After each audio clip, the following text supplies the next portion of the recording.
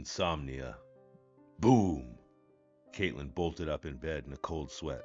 She nearly fell out in a panic and then managed to right herself. After catching her breath, she managed to calm down and glanced at the clock. 12:30 a.m. Great. She knew that she always took at least an hour and a half to get to sleep, and she had to be to work at 4:30. She let out a deep sigh and flopped down on the bed. It was probably storming outside, she thought. The thunder must have woken her up. After a bit of thought, she decided it might be a good idea to go into the kitchen and grab a glass of milk or something. She didn't care. Anything to help her get back to sleep. She got up and pulled on a t-shirt and a pair of shorts and walked out to her kitchen groggily. Without bothering to turn on a light, she opened the fridge and tried to gain her bearings as she poured herself a glass of milk. She sat down and gazed out the window. Something seemed off, which was strange because the night was as still as ever. No wind, and the trees seemingly transfixed to the ground, and raindrops falling all around them. Suddenly, she saw something dart amongst the trees. She gasped in fear, but then got the better of herself as logic kicked in. Must have just been part of her overreactive imagination. Whatever she thought she saw couldn't actually be real. It couldn't have. She gained confidence in this thought. Nothing could hurt her. She was in her house with locks on all the doors and a rigged security system. Nevertheless, she got up and slowly inched over to the knife rack, just to feel more secure. After finishing her glass of milk, she turned to the sink and rinsed out her cup. She felt safer now, so it came as a surprise when she turned around and saw a dark figure standing in her window. She screamed a loud, shrill scream and turned to whip out a knife out of the rack, but when she turned back, the figure was gone. In a state of near shock that was more a result of surprise than fear, she dropped the knife and ran back to her room. She locked her door behind her and crawled into bed, sobbing. Fear was now taking back over, and she couldn't get the image of the figure out of her head. It had been average height and humanoid, that she was sure of.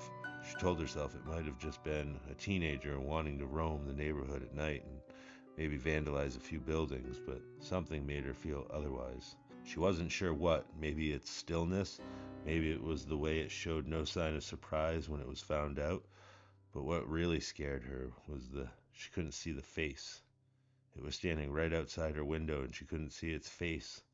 She hoped maybe it was wearing a hood, and that might have been the reason. It was cold out, after all. These thoughts quickly disappeared as she heard a noise from the living room. It sounded like a scratching at the door. She quickly burrowed under her covers and stayed still. If the security system worked. No. When the security system worked, whoever it was or whatever it was would be hauled off by the police and they could take care of it. This thought calmed her down and she relaxed a bit. Suddenly the scratching stopped altogether. She froze. The lock on the door clicked and she heard the door swing open. Tears began to flow down her cheeks again as she realized the police were not coming. That thing had somehow unlocked her door and it was in her house. She heard a shuffling noise and then a slight thud. She started shaking uncontrollably as she understood that these were the sound of the thing's footsteps. Shuffle, thud, shuffle, thud, shuffle, thud.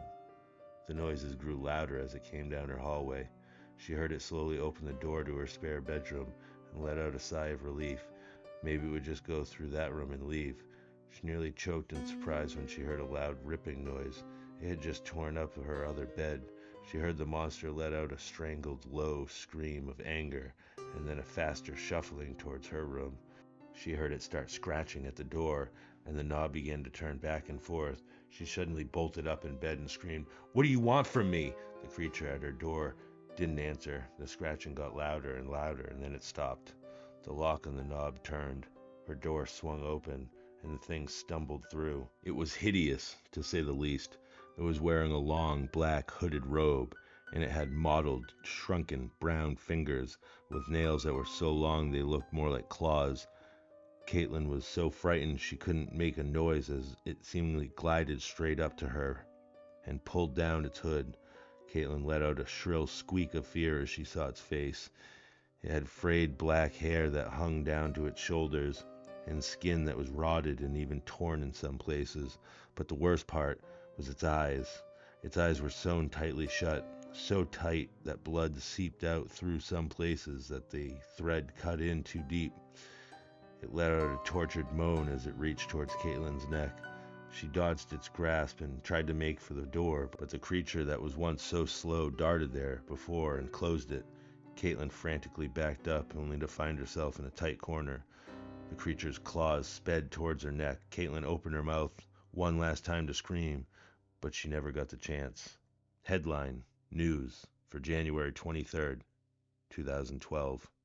Caitlin Miller, a 23-year-old secretary for a local businessman, was declared missing last night at 2 a.m. Local police were called to her house after reports from neighbors saying that they had heard terrified screams coming from her bedroom. When they arrived on the scene, her bedroom was overturned with a dirty black robe lying on the floor and blood on the bed sheets and wall. This blood, after a DNA sample was confirmed as not her own. Foul play is suspected, but as of now, Miss Miller is nowhere to be found. Meanwhile, Caitlin roamed the woods about 5 miles from her house. She staggered around with patches of her hair missing and tattered clothes. All she could think about was how she needed to find someone to take her place. Her eyes were stitched shut.